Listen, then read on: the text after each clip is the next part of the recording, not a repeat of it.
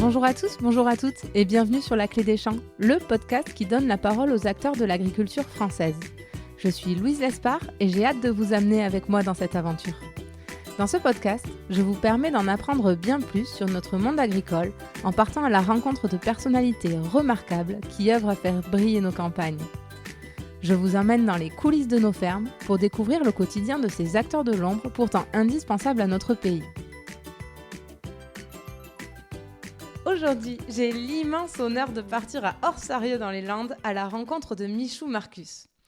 Michou fait partie de ces femmes qui se sont battues avec poigne et conviction pour le droit des femmes et particulièrement pour le droit des agricultrices. Et imaginez-vous, il y avait du travail.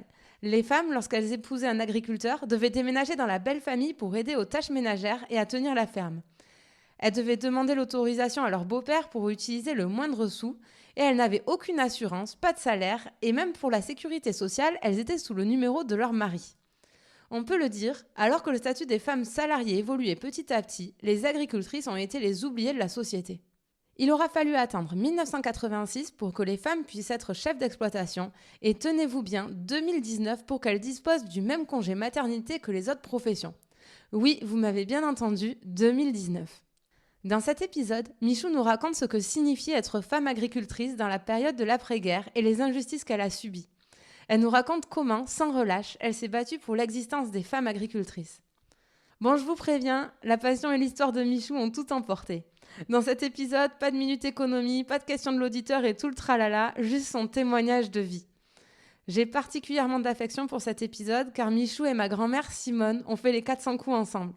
Les deux font partie des rares femmes à avoir été promues au grade de commandeur du mérite agricole et Michou Marcus s'est même vu remettre la Légion d'honneur en 2009.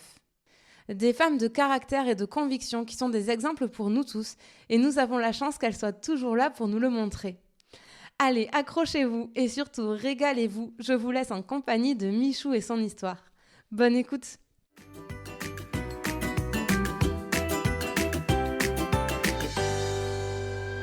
Bonjour Michou. Bonjour. Merci beaucoup de m'accueillir chez vous. Mais c'est un plaisir. Ah ben pour moi aussi. C'est un plaisir. Et c'est des souvenirs aussi. Oui, c'est vrai. C'est un honneur pour moi en tout cas. Pour démarrer, est-ce que vous pourriez vous présenter et nous dire où c'est qu'on se trouve actuellement? Alors, je m'appelle Michel Marcus. Bon, tout le monde m'appelle Michou. Et même mes petits-enfants m'appellent Ma Michou. Et j'habite à Orsarieux. C'est un petit village des Landes qui se trouve entre Orthès et Mont-de-Marsan, ou entre Dax et Pau. Au cœur de la Chalosse. Au cœur de la Chalosse. Et là, on est donc chez vous, alors, dans la salle à manger. On est chez moi. La maison, ça s'appelle Mouned. Ça veut dire la monnaie.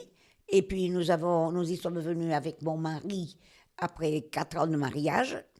C'était une grange que nous avons aménagée parce que nous habitions avant avec nos beaux-parents.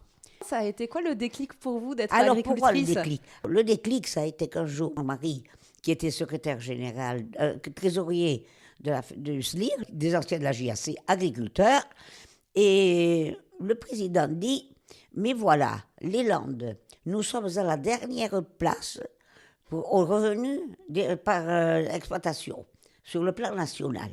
Nous pourrions gagner bien des places et gagner notre vie autrement. Et d'abord en agrandissant nos exploitations, si on défrichait un peu, et deuxièmement, si on modernisait nos exploitations. Et on pourrait faire ça, mais il faudrait que les femmes soient d'accord. Et pour cela, il faudrait que les femmes, on puisse les réunir et leur parler. Et pour ça, ils nous en font une qui ose le faire et qui soit un peu débrouillarde quand même. Et alors, mon mari, Armand est parti, il dit oui, moi j'en connais une, c'est la mienne. Et c'est comme ça que j'ai été prise à revoir avec beaucoup plus d'attention. Parce qu'avant, je venais de travailler pendant 3 années à Paris. D'accord. J'avais 25 ans et quand je suis arrivée, toutes les femmes partaient de l'agriculture. C'est vrai que, d'abord, rien n'était organisé. Il n'y avait rien du tout. Et quand on vient de Paris, on prend sa douche tous les soirs. Quand on tombe ici, dans les Landes, pas d'eau, rien, pas d'appareil ménager, rien.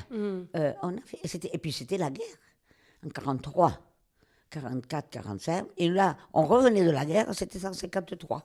Et oui.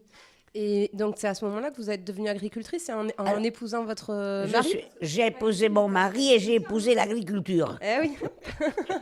Ah ouais, là, c'est une pierre deux coups. Parce que vos parents n'étaient pas agriculteurs, j'ai vu. Non, non, non, ils étaient régisseurs. Ok. Ils étaient régisseurs. Et ils avaient des métayers. Alors, moi, je voyais même un jour, pour vous dire, les métayers, un jour, ma belle-mère, je vois arriver un monsieur avec la moitié d'un cochon sur le dos. Il portait la viande sur le dos, comme ça. Je lui ai dit, mais dis donc. Et alors, c'était le père d'une de mes amies qui venait, qui était métayer. Et mes parents étaient les propriétaires. Et alors, je lui dis, mais je sais, ces gens étaient malheureux comme tout. Là, il y avait une fille qui était à peu près de mon âge. Il crevait de faim dans une petite exploitation. Le papa buvait un peu, métayer, il fallait tout partager. Parce que le métayer, c'était celui qui gérait la ferme pour le compte de propriétaires. Eh bien, exactement. Il fallait partager 50% de la récolte.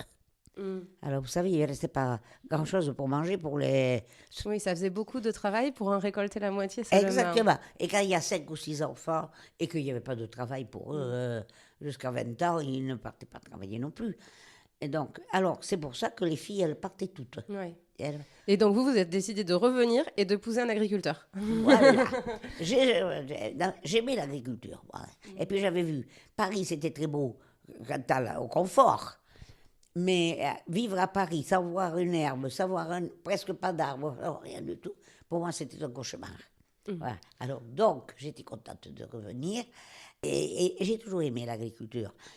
Et puis alors, ma belle-mère, quand je reviens à porter le cochon, quand j'ai dit à ma belle-mère, mais ça ne vous fait rien de faire porter la moitié du cochon, vous savez bien que cette famille crève de faim. Elle m'a dit, mais dis donc, c'est nous qui payons qui avions fait bâtir la cour du cochon. Alors, moi, j'ai peut-être pas répondu. Je crois que je n'ai pas répondu beaucoup. Mais j'ai dit, mais quand même, moi, je trouve qu'ils sont un peu... Alors, ma belle-mère m'a dit, je pense que tu es une petite révolutionnaire. Elle avait sûrement pas tout à fait tort. Et alors, comment c'était d'être agriculteur ou agricultrice dans le temps? Est-ce que c'était dur? À quoi ressemblait le quotidien? Ah, le quotidien, c'était qu'on n'était plus dehors que dedans. Parce que dans l'agriculture ici, c'était la polyculture. Alors, on commençait au mois de janvier. On commençait d'abord, il fallait tailler la vigne. Alors, il y avait de tout. Il y avait de la vigne, il y avait des betteraves, il y avait du maïs, il y avait de l'orge, il y avait du blé. Il y avait toutes sortes de cultures. Et c'était des toutes petites exploitations. La plus grande, elle faisait, avant la guerre, ici dans la commune, il y avait 80 exploitants. Avant la guerre. Maintenant, il y en a 2. Ah oui, alors, effectivement. Tu vois la différence. Bon. Et alors, on faisait un peu de tout, mais c'était tracté. Bien sûr, il n'y avait pas de tracteur, ça n'existait pas. Mais là, on vivait complètement en autarcie. On achetait avec les œufs, je me souviens qu'avec les œufs, on achetait le savon, le café, et puis, je ne sais pas quoi, des petites articles comme ça. Mais autrement, on vivait complètement en autarcie. Et puis, c'était la guerre. Il ne fallait pas vouloir aller... D'ailleurs, il y avait les tickets de ravitaillement. On n'avait pas de droit. Il fallait tout donner, la production, pour les Allemands. À ce moment-là, ils réquisitionnaient. Il y avait un endroit au village à Orsarieux. Vous aviez le droit de garder un peu par exemple, des œufs, tant d'œufs par famille et tout ça. Mais le reste, il fallait tout porter pour la réquisition. Parce que vous aviez à peu près 15 ans pendant la guerre. Alors, pendant la guerre, moi, en 1944, et j'avais 12 ans. Ah oui, ouais. D'ailleurs, j'ai eu mon certificat d'études à 12 ans, avec une décharge, parce que, j'étais prête, et il fallait que je fasse du retour à la terre. Ah oui, mais vous l'avez passé avec 2 ans d'avance, c'est ça, non?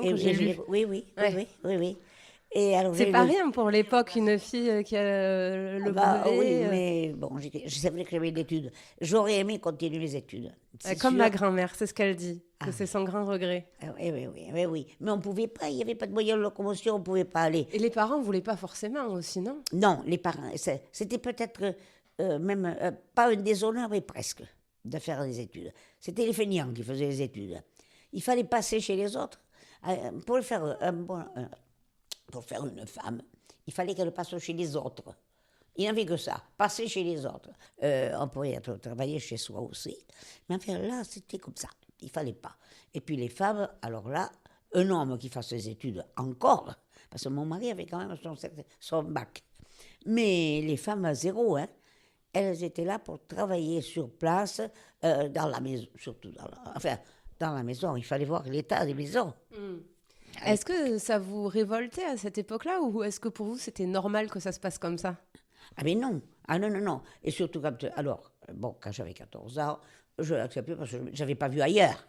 Mais après, comme j'étais partie travailler à Paris, eh ben, je suis partie à travailler à Paris parce que j'ai travaillé dans les Landes et que les Landes m'ont envoyé pour faire des études à Paris. C'était le sauvetage de l'enfance, entre parenthèses. Mais si je n'avais pas vu ailleurs, j'aurais été comme les autres. Et alors, je reviens à la Fourcade. Il me dit, tu vas fort. C'est un monsieur dont on a parlé au café avant l'enregistrement. Alors, sur la Fourcade, quand il me convoque, et il me dit, voilà, il va falloir que tu me retrouves un groupe qui ait envie de réfléchir à votre état actuel.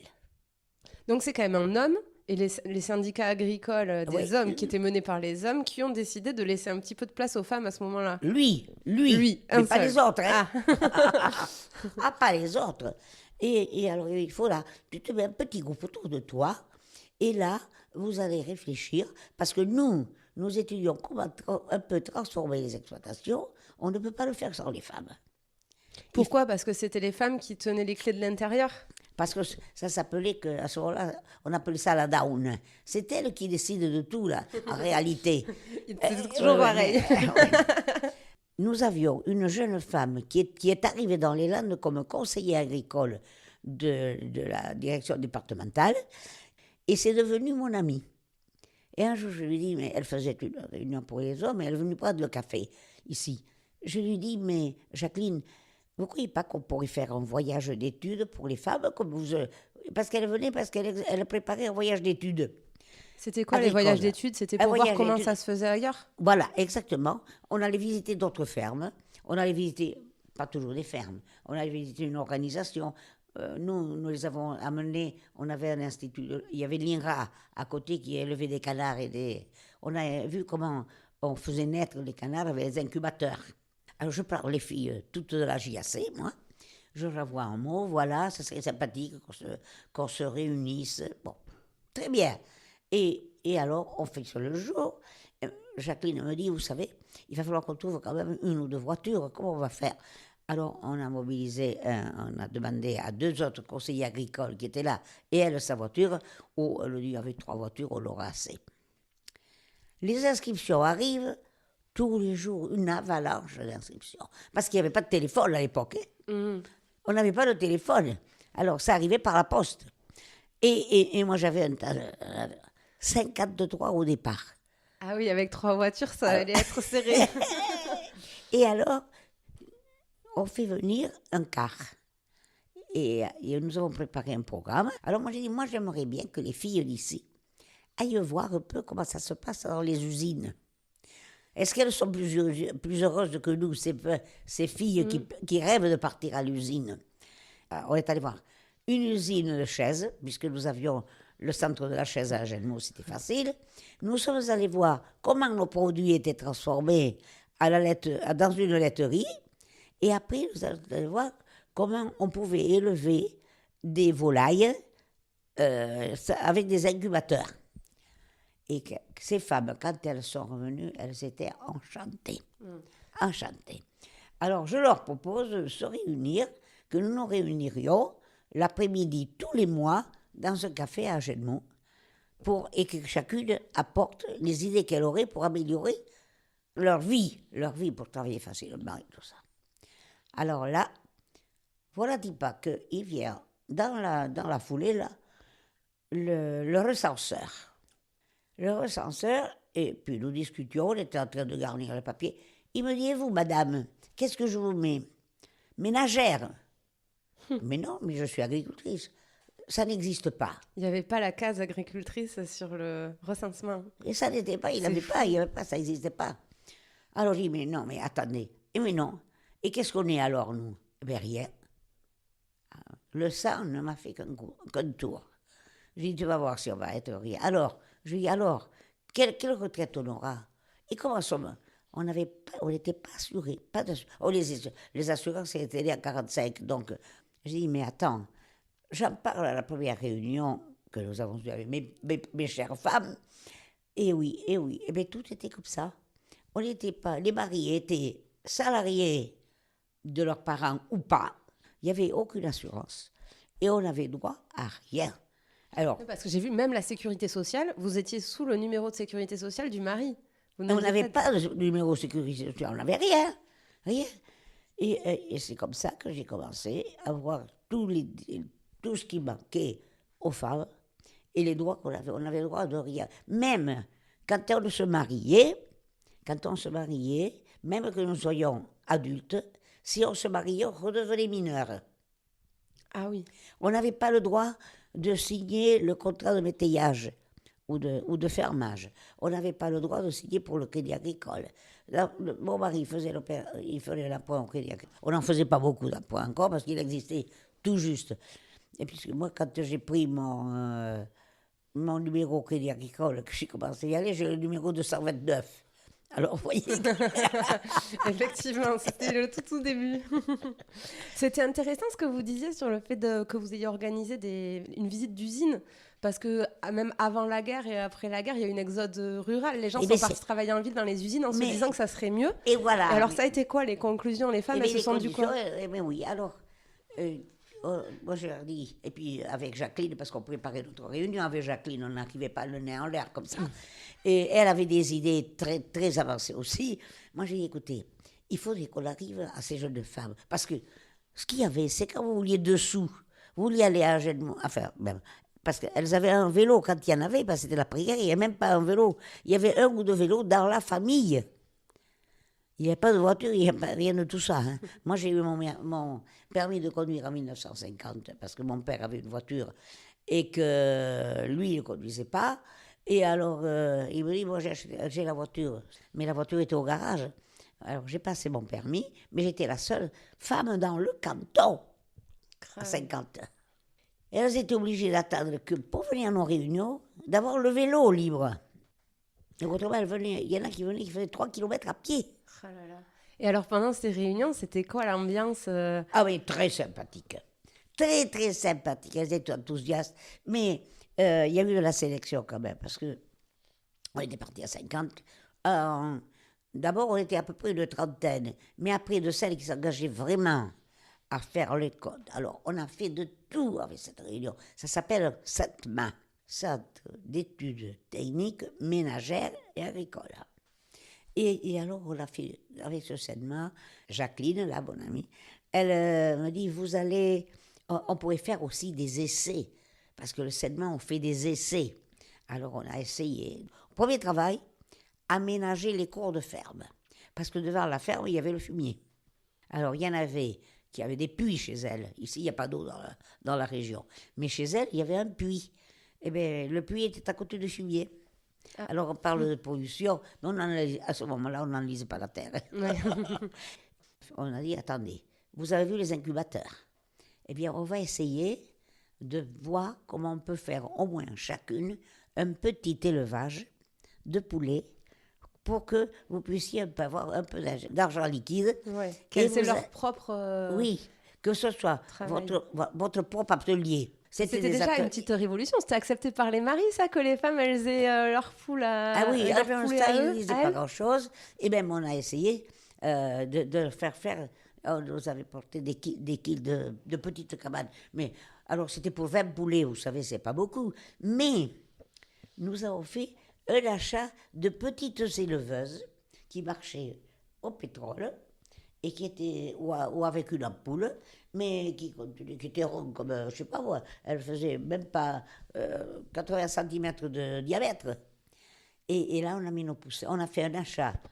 On s'est arrangé pour acheter les pousseurs en commun, les éleveuses en commun, et puis alors, ce qu'on a appris à faire aussi, un peu pas de la comptabilité, mais si, les hommes ici, il n'y en avait aucun qui savait tenir un crayon, hein. Ils ne marquaient rien, ils ne comptaient pas. C'était tout dans leur tête. mais ça ne nous dit pas grand-chose. Alors, on a commencé comme ça, à faire un peu de quoi. Pas de la comptabilité, c'était pas de la comptabilité, c'est pas vrai. C'était de l'organisation. On leur avait fait prendre un cahier à chacune. Le cahier de la famille et le cahier de leur travail. Magnifique. Alors, il y avait le prix d'achat des poulets, il y avait le prix d'achat des trucs, il y avait tout ça. Et puis après, il y avait la vente de poulets qu'on allait vendre sur le marché. Ensemble? Ah non, non, non, non, Chacun non, de non, son ça, côté. non. On ne pouvait pas les porter, c'est à cause du vélo. Mhm. Et alors, on portait, je sais pas, 3 ou 4 paires de poulets. Mais enfin, on était heureuses. Elles avaient quand même un peu d'autonomie. Ouais. Et alors là, ça a commencé à se développer. Et on a fait d'abord de l'organisation aussi du travail, qu'il ne fallait pas aller mettre ça là et ça là-bas. On comptait les pas qu'on faisait dans la journée. On a fait un travail énorme de ce côté-là, libéré. J'ai l'impression que ce qui a été clé pour aider les femmes à commencer à s'émanciper, c'est le collectif finalement et l'entraide, non, entre les femmes. L'entraide. Et c'est comme ça qu'est arrivé. Alors, les hommes, de leur côté, ils travaillaient. À la JAC, on y avait réfléchi un peu à ça. Hein. Surtout les achats et le travail en commun. C'est comme ça qu'on a vu naître les Cumas. Hein. Les CUMA, du coup, c'est des associations qui permettent aux agriculteurs d'acheter du matériel en commun. En commun, voilà. Justement, la JAC aussi, ça a été précurseur là-dessus de l'émancipation des agriculteurs de la nouvelle génération au global. Eh bien, Vous pouvez nous raconter le rôle que ça a joué, sur quoi vous réfléchissiez mais c'est là que vous avez commencé à vous dire, les parents, merci, au revoir, on va faire comme on veut, non? Alors, vous allez voir. Quand elles ont eu un peu de sous, ces femmes, on a dit, mais la cohabitation, elle est lourde quand même. Et puis un jour, nous avions une réunion. Ça s'appelait les chrétiens dans le monde rural. Et alors, on avait une réunion autour d'un monnier et tous, on se plaignait. Et là, gna gna gna, et ma mère, et j'ai pas pu faire ça, elle m'a critiqué, nanana. Et puis, tout d'un coup, notre monnier tape du poing sur la table. Parce que c'était une réunion de jeunes foyers. Il tape le père sur la table et il dit, mais messieurs, vous avez vu dans quel état vous mettez vos femmes? Et vous n'avez pas honte? Vous ne savez pas que c'est l'étouffement complet de la personne? Vous êtes chez vous. Mais votre épouse, vous êtes rendu compte qu'elle pleurait? Il leur a fichu une savonnée, si bien qu'on a décidé, on était une dizaine, hein, on a décidé que tous, la réunion de l'an prochain, à la même date, on aurait tous décohabité. Ah oui. Et c'est ce qui s'est passé. C'est pour ça que nous sommes arrivés ici. Alors on avait préparé de dire comment il fallait le préparer doucement, préparer les parents et les beaux-frères et les belles-sœurs et la tribu. Il fallait voir comment on pouvait aménager quelque chose sans que ça soit trop cher pour les uns et pour les autres. Et surtout, ne pas se couper des grands-parents. Parce que les enfants, ils avaient besoin de leurs grands-parents. Mais alors, je ne vous dis pas, ça a été la révolution. Et oui, comment l'annoncer, ça? Comment annoncer Papa, ça? maman, on va partir. Et alors, un jour, je vais au marché. J'ai une femme qui m'accoste. Mais qu'est-ce que vous allez mettre la pagaille dans nos maisons? Mais elle m'a fichu une avoinée dont je me suis rappelé longtemps. J'ai dit, attention où je mets les pieds. Bon, mais ça marchait quand même. Eh bien, 5 ans après, on n'habitait plus chez les parents. 5 ans après, c'était fini la cohabitation. Ouais. Ça a Mais été vite une fois que ça a été en marche. alors, avec 2 ou 3, là, parce qu'on avait fait le Sénat, mais nous avions fait un petit bureau de 7 ou 8, qui était plus quand même, ou 10 même, qui était un peu plus débrouillard que les autres. On se réunissait même entre nous pour préparer la réunion. J'ai toujours fait équipe, moi, parce que quand on décide tout seul, on va pas loin. Alors, on décidait, et puis on était arrivé après à mettre tous nos chiffres, à comparer nos chiffres, les réussites, les trucs, pour tout. Et les hommes, ils faisaient. Eh bien, ils faisaient un peu aussi, comme ça. Ok. De voir ce qui marche chez les uns, ce qui marche moins, pour essayer Voilà. de tous progresser ensemble. Voilà, et en 60. Et puis alors, mais tout y était. On parlait, dans ce temps, on est arrivé à parler même de l'orientation des enfants. Alors, on a créé tout un tas de groupements d'achat. Les premiers groupements d'achat, ça a été des gaveuses. Pour les canards. C'est les canards qui gavaient. C'est pas les canards. On gavait les canards. Non. Peut-être dans les prochaines années, ce sera l'inverse, mais pour l'instant, on a toujours la mer. Non. Et alors, on gavait. Et puis, il y avait le côté, comment je veux dire, personnel, et puis le côté aussi, tout ce qui est droit. Il n'y avait pas d'allocation, il y avait juste les allocations familiales. Ça, on avait les allocations familiales. Mais on a obtenu le 10% pour enfants aussi après, à la retraite, pour qu'on puisse avoir plus tard. Parce qu'on avait élevé nos enfants et qu'on n'avait rien touché. Parce que les allocations familiales, elles venaient juste d'arriver. Hein.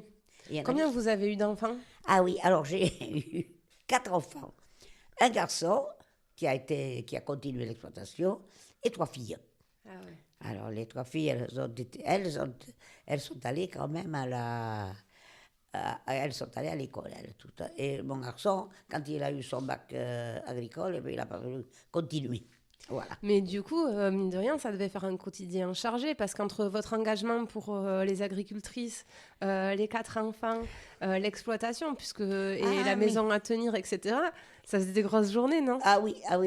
Non, je crois que je ne dormais pas plus de 4 ou 5 heures par jour. Hein.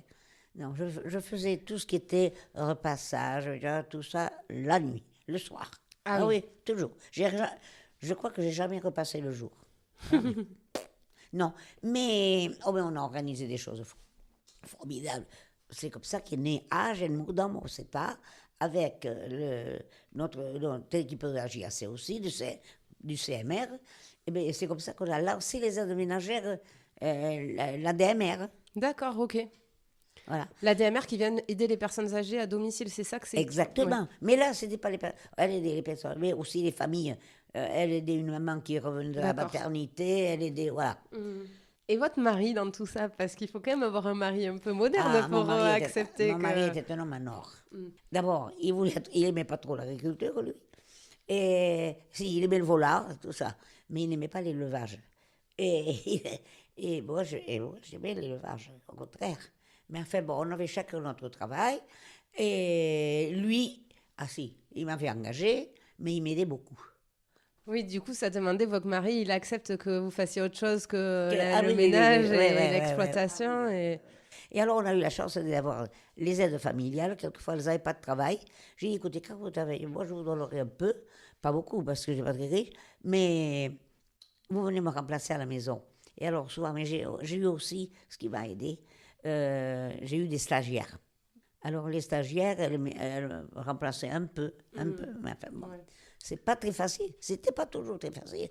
Mais mon mari était sensationnel parce qu'il m'aidait beaucoup. Il recevait pas des moqueries des agriculteurs un peu plus traditionnels Ah ben si, disant, alors oui, si. tu te fais mener par le bout du nez par ta femme. Non, mais on le prenait. Oui, mais alors, il comprenait pas. Mais le poids du milieu est très important.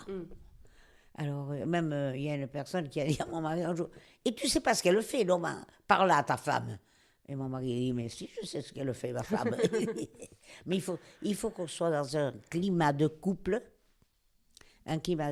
très uni et de confiance. Nous avions une confiance terrible l'un à l'autre. Il y avait un grand amour aussi. Et puis la JAC nous a aidés aussi, nous y a beaucoup préparé parce que nous avons travaillé ensemble. C'est à la JAC que vous vous étiez rencontrés? Oh non, mais il était ici. Ah. Non, moi je suis revenue de Paris parce que j'ai fait une pleurésie. J'étais malade. Ah, d'accord. Et bon, alors là, je vous dis pas, j'ai inauguré dans le pays la pénicilline. C'était au moment où la pénicilline est arrivée. D'accord, ok. Voilà. Et alors, il venait me voir avec un copain. Et puis, c'est lui qui m'a appris à conduire. Et voilà. C'est vrai que j'ai vu un tout petit film de votre vie de couple à un moment, je sais pas d'où, j'ai trouvé ça sur Internet, où on vous voit et vous avez l'air d'avoir une façon très moderne de fonctionner tous les deux. Où vous lui dites, alors bon, je dois aller chez Michel, ensuite je vais taper un rapport. Alors lui il dit, ah ben non, mais on doit partir dans 1h30, il faut se dépêcher. Tu as vu la part des choses. Ben voilà, exactement, la part des choses. Un petit extrait. Très bien. Et alors, bon, vous avez lutté pour le droit des agricultrices et ça était en parallèle aussi de la lutte pour le droit des femmes en général. Et pour le droit des femmes. Et notamment, j'ai vu dans les années 70 que vous avez participé à des groupes de réflexion autour de l'avortement. Oui. Et avec pas n'importe qui, je crois, avec Simone Veil. Avec Simone Veil, oui, et le docteur Levy. Oui, oui. Mais comment vous vous êtes retrouvés Voilà, comment j'y suis allée. Alors, d'abord, la Fourcade, il m'a dit, tu vas adhérer, tu vas aller à la commission. Il a créé la commission des agricultrices au syndicalement. Bon, il n'y avait que moi. J'étais toute seule au conseil d'administration de ces messieurs, mais on avait créé toutes des fabrications. Il y avait une autre personne dans la Haute-Lande, là, qui formait aussi un autre CETA. Elle s'appelait Madame Brett. Et alors, elle ne venait pas aux réunions avec les hommes, mais elle travaillait aussi avec des femmes. Et nous étions on se tutoyait, enfin, on se voyait. Et donc, on essayait chacune de notre côté de faire avancer tous les problèmes que nous avions. Alors, parce que chaque année, au début de l'année, on demandait aux gens, aux femmes, quels étaient leurs ennuis, qu'est-ce qu'elles désiraient, qu'est-ce qui leur manquait. Enfin, alors on marquait tout ça, et puis voilà, puis on faisait un tri. Après, on présentait ce programme au CDDA, c'était la direction départementale de l'agriculture, et on était à la préfecture. Il fallait préparer un programme pour 2 ans. Et là, on nous donnait une subvention qui nous aidait quand même, très importante. Hein. Et même on est arrivé pour se payer un conseiller. Alors, et alors moi j'ai demandé, comme on n'avait pas assez pour payer le conseiller, j'ai demandé à la Chambre d'agriculture et à la mutualité sociale agricole s'ils ne pouvaient pas nous aider quelqu'un. Et aux années 66, on a eu la chance d'avoir non seulement la conseillère agricole là, mais une autre conseillère agricole qui suivait. Et nous avons formé des groupes en 66, ça s'appelait les groupes de développement agricole. D'accord. Et alors, ces groupes, ils travaillaient tous et ils formaient des programmes. Et on avait des programmes très intéressants sur tout ce qui a trait à la vie de la femme en agriculture. Très bien. Voilà. Et c'est le fait que vous ayez participé à ces groupes qui après a fait que vous êtes allé... Alors là, du coup, je suis allée à la commission nationale des femmes. Et en 76 ou 77, je ne me souviens plus des dates exactement, on parlait donc... Alors, mon délégué, il fallait aller au ministère de la Santé. Il demandait que les rurales... Et moi, je représentais les rurales pour toute la France dans ce comité. D'accord. Et elle m'avait délégué là. Il y a aucune qui voulait y aller. On va y avoir Michou. Alors là... Ça a dû être impressionnant d'être là. Ah oui, et puis j'ai toujours eu des complexes comme je n'avais pas fait d'études. J'avais eu mon certificat à 12 ans, et après, niet, un peu à Paris pour la psychologie de l'enfant. Mais j'avais peur de répondre, je rouchissais pour rien. Et puis alors ces dames, elles arrivaient certaines, elles avaient un culot de capitaine. Il y en a une surtout qui était arrogante. Hey, c'est le droit, c'est mon corps. Et je voyais Madame Veil qui devenait toute blanche. Il y avait des fois, elle blanchissait, il y a d'autres fois, elle avait les larmes qui lui coulaient. Tellement elle se battait pour faire comprendre. Il faut qu'on arrive à mettre les gens au courant, leur dire... Et puis alors, mais elle était tellement simple, tellement gentille. Et puis elle voyait la petite agricultrice là. Elle vous a pris sous son aile. Elle était gentille, mais moi terrible. Est-ce que ce mépris, le mot est peut-être un peu fort, mais est-ce qu'il n'y a pas eu un mépris de classe qui a fait aussi que les agricultrices, parce que les femmes salariées, en attendant, elles, leur droit a évolué petit à petit dans le sens des choses, comme les femmes au global. Mais les agricultrices, elles ont été oubliées, non ? Est-ce que ce n'est pas un mépris de classe un peu aussi entre ville et champ ? Mais elles étaient oubliées. D'abord, un jour, je prenais le train, nous étions à 2 à partir à une réunion à Paris. Et dans le train, on a retrouvé 2 personnes. On a discuté avec elles, tout ça, bon, très gentiment.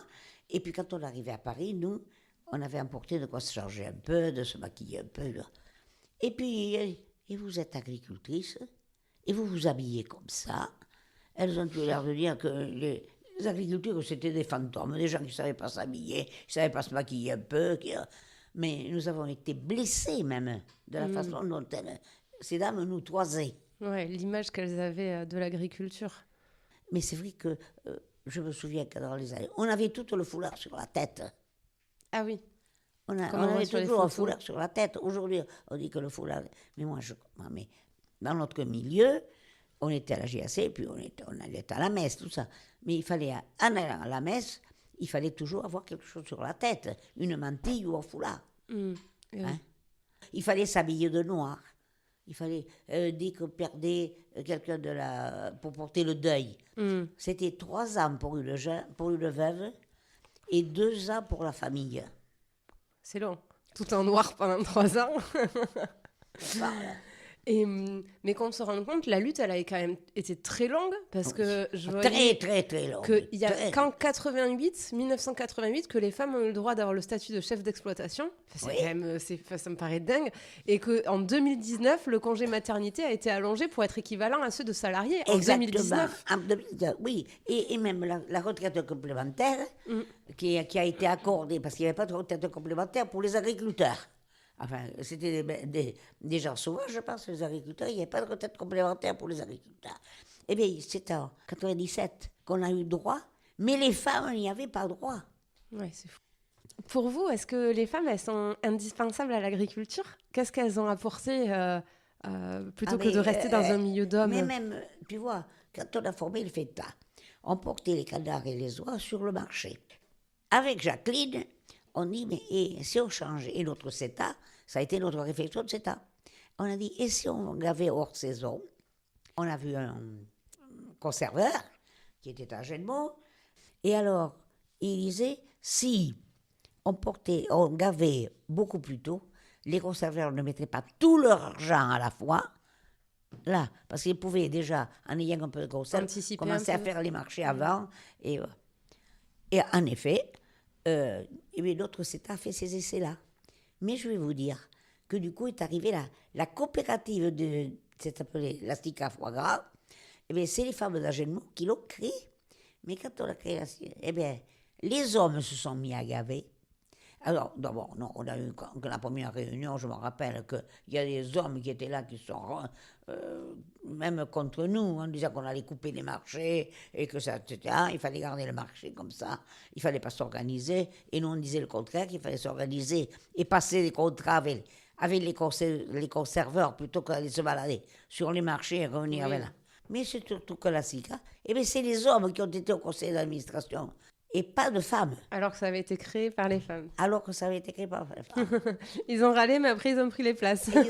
Exactement. Finalement, les femmes, ça a Mais toujours j'ai été été la première femme agricultrice à aller à la chambre d'agriculture en 80. à être élues, ouais. En 80. Mais les femmes n'avaient des places nulle part. Ouais. C'était les travailleuses de l'ombre, Eh finalement. bien, bien sûr. Et même pendant la guerre, d'ailleurs, les hommes sont partis au front, c'est les femmes qui ont tout fait tourner. C'est pour ça que le jour, ton grand-père y était, je me rappelle qu'il m'a félicité. On a été, il y a eu le 50 ans de la FNSEA. Et on m'avait demandé, en 95, on m'a demandé de venir dire, les femmes, comment elles percevaient l'arrivée du tracteur. Parce que moi, j'ai connu les tracteurs qui sont arrivés en 60. Eh oui. Avant, il n'y avait pas de tracteur. Ici, Il on paraît que avait c'était un événement quand ça arrivait à la ferme. Voilà. Alors, il fallait que je raconte de ça. Et que il y avait eu avant moi le professeur Cabrol qui parlait des cochons qu'on se servait pour le cœur. Et il y avait de l'autre côté un historien. Il a parlé de l'agriculture, que les agriculteurs, pendant la guerre, ils avaient fait beaucoup et tout ça. Pas un mot sur les femmes, ma pauvre. Le journaliste qui animait nous dit, il ne faut pas de papier. Moi, je me suis préparé un petit truc. Le tracteur, pourquoi on l'avait, c'était pas facile parce qu'il n'y avait pas de relevage. Enfin bon, il fallait que la femme vienne sur le tracteur pour tirer la ficelle, pour lever les charrues, parce que c'était pas 3 points. Enfin bon, technique. Et puis, quand même, comme le travail de la main avait quand même aidé beaucoup les femmes, mais surtout les hommes. Parce que l'homme était sur le tracteur et la femme, elle épandait le fumier à la main. Ah oui. Alors, là aussi, autre chose que je disais dans mes réunions, monsieur, vous achetez un semoir. Vous en servez combien de temps de votre semoir? Le temps de la semaille. Mais la femme, la machine à laver coûte moitié prix, ou même plus, que votre semoir. Et la machine à laver le linge, elle le lave tous les jours. C'est des aliments comme ça qu'on leur fait cher les pâtes aux hommes. C'est bien. Et alors, le sang m'a fait qu'un tour. Alain Decaux, c'est un grand historien. Alors, il était là.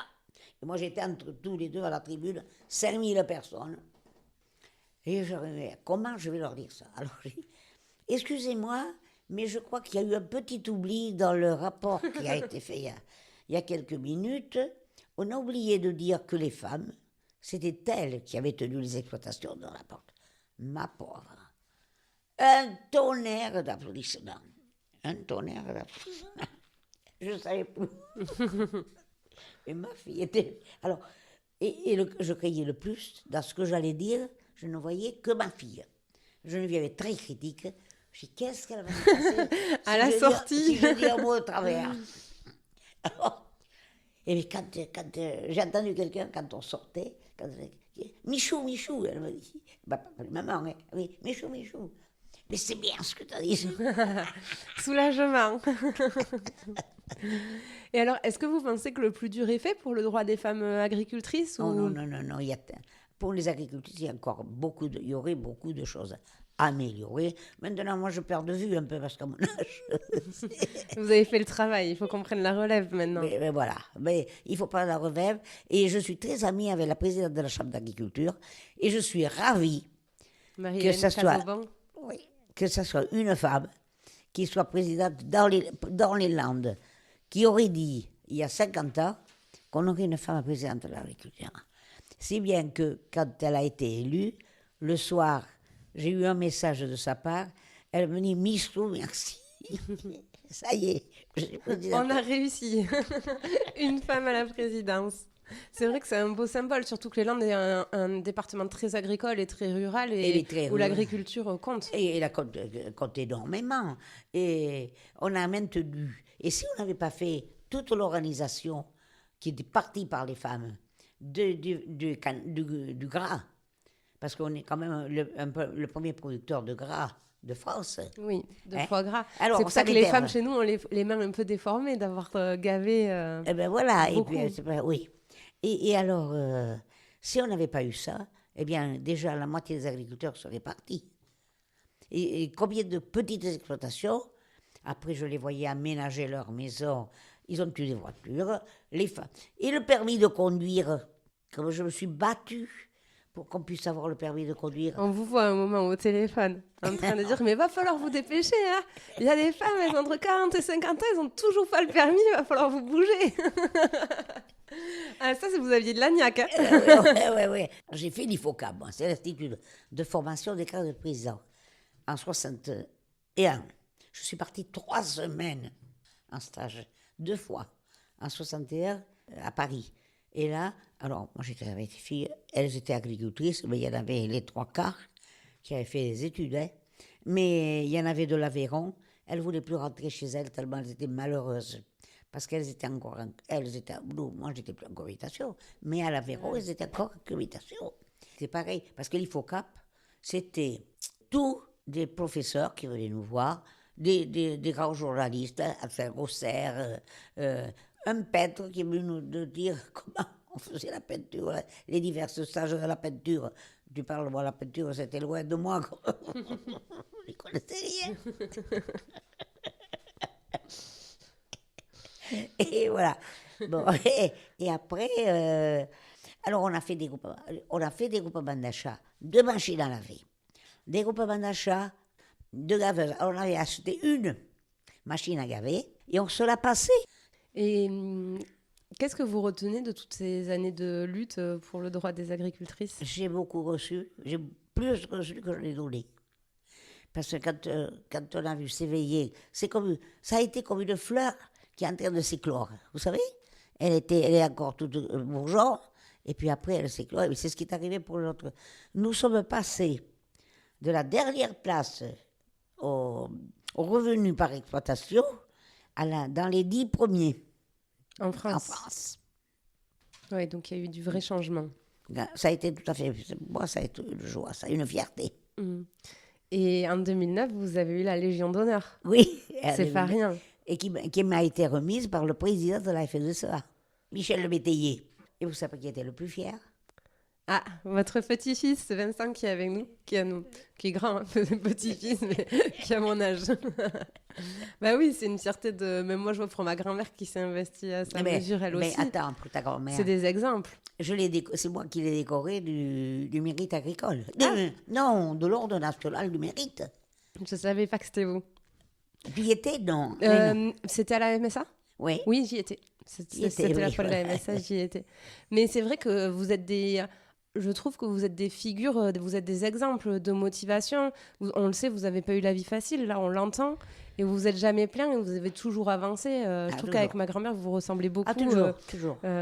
Puis vous avez fait les 400 coups ensemble. Mais c'est vrai que moi, si je pouvais vous ressembler plus tard, je serais hyper fière. Quoi. Vous êtes vraiment des exemples. Mais tu sais, quand c'est ta mère aussi, ta grand-mère, elle m'a invitée à venir préparer ses réunions quand elle était présidente des veuves. Et alors, moi, j'ai dit, attends, pour les veuves, les veuves agricoles, là, parce qu'il y en avait les pauvres. Hein. Alors, un jour, je vais au ministère. C'était une petite délégation de 3 femmes de la fédération, là, de la fédération nationale. Et je lui dis au ministre qui était là, et sa secrétaire, j'ai dit, mais vous avez pensé à comment elles vivent, les veuves, à l'agriculture? Et moi, je vais vous le dire, parce que je les suis, les femmes.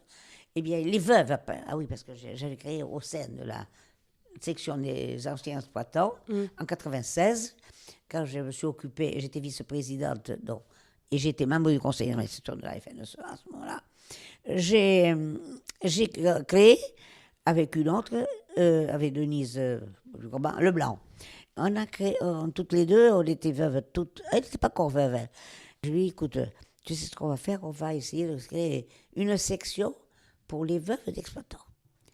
Et alors, c'est vrai que ça a très bien marché. Ça, je l'ai présenté après au conseil d'administration qui l'a adopté. Et je suis allée au ministère, donc en délégation, et la secrétaire de mairie, j'ai vu qu'elle pleurait. Elle m'a dit que je ne m'étais pas rendu compte. Ma mère ne se plaint jamais. Et oui. Parce qu'elles n'avaient rien du tout pour vivre. Elles ne touchaient rien à ce moment-là, les agricultrices. Et voilà. Et moi, j'étais très fière. Je veux bien le croire. Ouais. Bon, ben merci beaucoup, Michou, pour cette discussion. Ma grand-mère, justement, va arriver boire le café. Donc, sinon, on va être interrompu. Mais, je vais faire peut-être du thé pour elle. Ah ben, ouais. Je crois qu'elle va préférer le thé, mamie. Elle sera contente. Ah, et celui-là. Bon, merci, Michou, de nous avoir partagé votre parcours. C'était trop intéressant. Non, c'est un peu décousu. C'était très bien. C'est ma mémoire qui... C'était parfait. Merci beaucoup. Rien.